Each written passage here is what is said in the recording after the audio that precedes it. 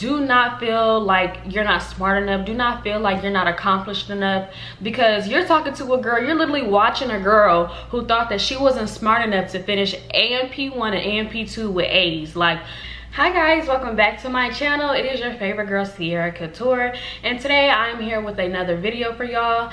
This time, y'all, I'm gonna be telling y'all the journey on how I got accepted into radiology school. So if you guys want more videos about me in radiology school, in x-ray school, about my day-to-day life, as well as just other wig videos and makeup videos, my socials is gonna be right up here on the screen, so you can go and follow me on all of my platforms. This is the same exact name on Instagram, TikTok, and everywhere else. So go on there and follow me. If you're watching this, you are probably wondering, what is it like in radiology school? How did I get accepted in, and what was my journey? One thing that I can say about this journey is that this is the most sacred journey of your educational journey. There are going to be some moments where you feel doubtful. There are going to be some moments where you just feel like things aren't working out in your favor. But the most important thing for you to remember is that whenever it's God's timing for you, it will always be the perfect time. It is now 2026, so I say around in 2021, that's when I graduated from high school and I had entered into a community college. During that time, I was in school for my Associates of Arts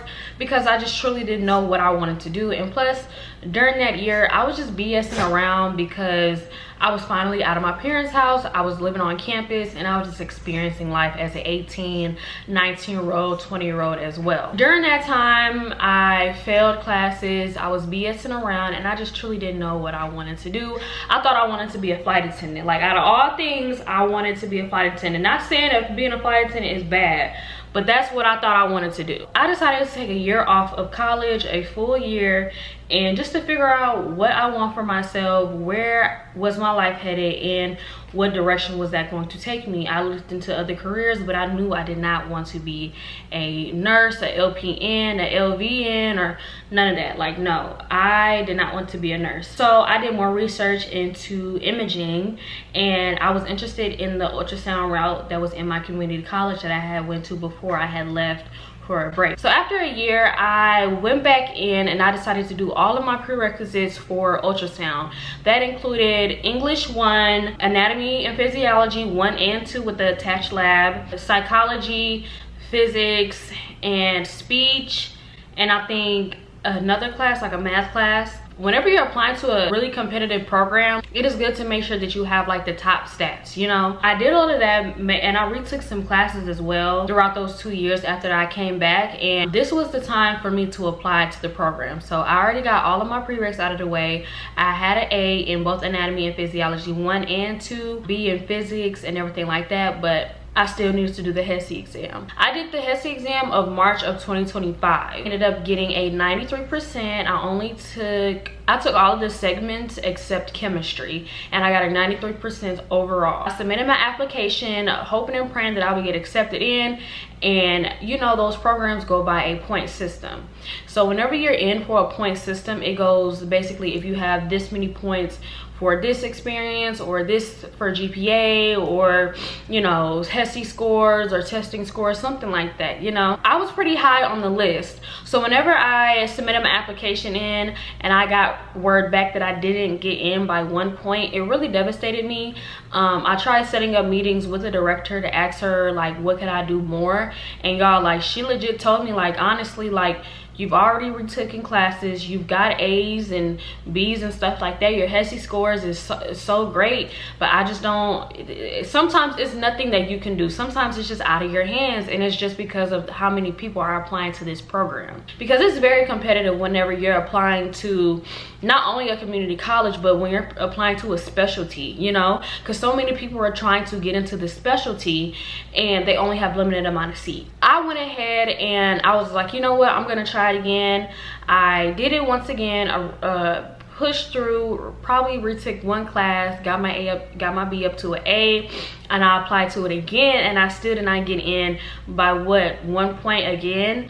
So I was just really discouraged about that whole situation. Whenever you've tried your best, you feel like no one is listening to you. Like, you feel like you've done all you can do, and you start to feel helpless. And y'all, when I tell you, like, you do not feel like that. Like, do not feel like you're not smart enough. Do not feel like you're not accomplished enough, because you're talking to a girl, you're literally watching a girl who thought that she wasn't smart enough to finish AMP1 and AMP2 with A's. Like a girl that's into hair, makeup, and beauty, like you would have thought that I would have failed that class miserably. Like I would have thought that I failed that class miserably, but I stayed on top of it, stayed studied up, and I passed it with A's. You know, during this time I started to recognize that a lot of community colleges had a super long wait list. Some of the wait lists were up to 4 years, and who feels like waiting that long, you know? Because I know that your AMP credits can, like, they're on a timeline of years of how like recent that you can do it. After it comes to a certain point and you finally get accepted, you're gonna probably need those classes again, if then some. And also, who feels like taking AMP again? Because that shit is dreadful. Like I know y'all are like, I don't know if you took an AMP already, but y'all, that shit, let me not say it like that. AMP isn't that bad if you apply yourself. AMP isn't that bad if you make connections in the group. AMP isn't that bad if you have a great professor. Now, if you have a great professor at AMP, you are gonna go very far. I decided to look into a private route. I mean, at this point I was just like, you know what, it's been what, 2 years, and I need to get into a program. Like I didn't care how much it cost.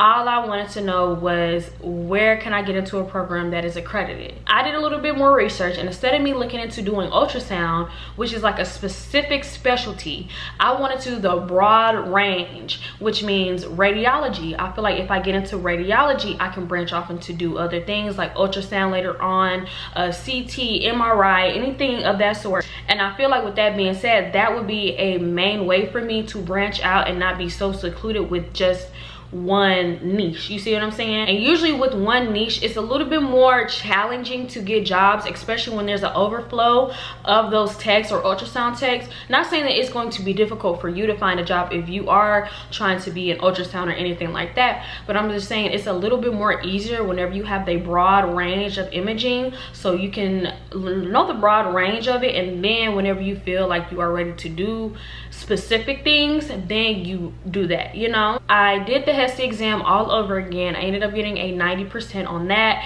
and I still did not get in, y'all. At this point, this is about almost 2 years. I'm in my car crying to my boyfriend like, am I smart enough? Am I not smart enough? I was contemplating if this was the career for me, but y'all, every time I would go to sleep and I would wake up, it would still be on my heart that radiology is something that is meant for me. The imaging world is meant for me, and I had to continue to fight for it. Like, faith without works is nothing, and that's what I want you to remember during this process. Faith without works is nothing. How is God supposed to bless you if you don't put in the work to go find it? Go and put in the work to go get your blessing. And that's what I kept telling myself. And also, in like 2 years ago, whenever he would decline me from these programs, from 1 point to having the right GPA, the highest HESI exam, and people decline me, it made me feel bad. But during that moment, I would cry, but at the same time I would sit up here and say, Lord, I don't know what you're doing, but I know that you will anoint this and appoint me this at the right time. He is protecting you from what situation that may be happening in your life, or protecting you from something that you can't even see. So I will always tell myself, Lord, this may not be for me at this time, but I know whenever you appoint it to me, it will be the right time. And I felt like this time, it was the right time. I saw this commercial for a college, a newer college that came to my city, and I was just like, I was looking at it, and then it came on 3 more times as I was watching TV. So I'm like, you know what, today was Sunday, so I was like, you know what, Monday I'm gonna go ahead and go over there and check it out. So I went to the school and I checked it out, and they gave me the rundown of everything. It was accredited, and it was all 10s across the board. I mean, I had prerequisites done, so yeah. And honestly, this was one of those schools where you don't really need to have your prereqs done. The director is literally having his last set of interviews tomorrow, so you can either do the interview tomorrow and possibly start next week, or you can wait until October, and it's going to be a little bit higher or lower chance that you might get in, or it's going to be way more competitive. So I'm like, okay, do I want to wait until October, or do I want to start next week? So I was like, you know what, let's do the interview tomorrow. And I wasn't wasting no time, y'all. Like, I went home, I studied my interview questions, I focused on my why. Whenever you're doing, or whenever you get to the point where you're at your interview for your radiology program, or you know, you get a chance to interview with the director, you want to tell them your why. Don't tell them, oh, I've always been wanting to do radiology since I was in high school, since I was a little girl, or my dad is this and my mom is this and my family's in the medical field. Don't nobody care about that. And I hate saying this, y'all. Like, I hate saying this to y'all, but y'all need to find individuality when it comes to your interview. The director doesn't want to hear about your family. Your director doesn't want to hear about your father who's a doctor. Your director doesn't want to hear about your mother who's a nurse practitioner. He doesn't want to hear how you've always been wanting to be a radiologist since you were 15 years old and you broke an ankle. No. He wants to hear your why on why you want to be in the field, to help people, to sacrifice your time, to sacrifice your love, to help somebody else, to show sympathy. He wants to hear that. You know, he wants to hear why did it interest you, not because you were studying and you saw that this was the route for you, and you saw babies and all this other stuff and it was, you know, easier for you and all this other stuff. No, he wants to know truly why. Stop telling them these generic stories, because you want to stand out to these people. You want to stand out to the director. So I'm telling you, stop with the sob stories. Stop with the my family is this and my family is that. They don't care. They care about why they want to let you in their program and what value would you bring to their field, because we are a representation of everyone in the radiologic technologist field. You know what I'm saying? Let me tell y'all something.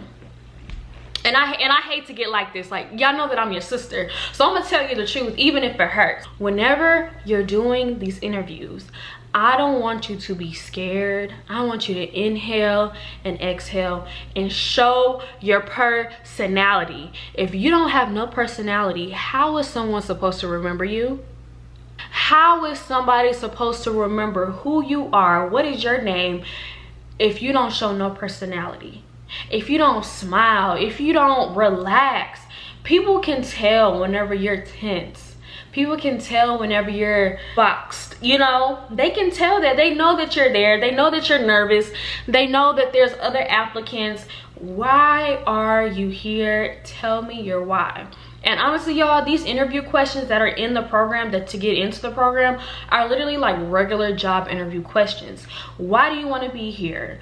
What makes you different from other applicants? What experiences have you had to wear this? If this was a situation, how would you handle it? If this was a situation, what would you do? At the end of that, you have to know and be calm and tell yourself that everything's going to be okay.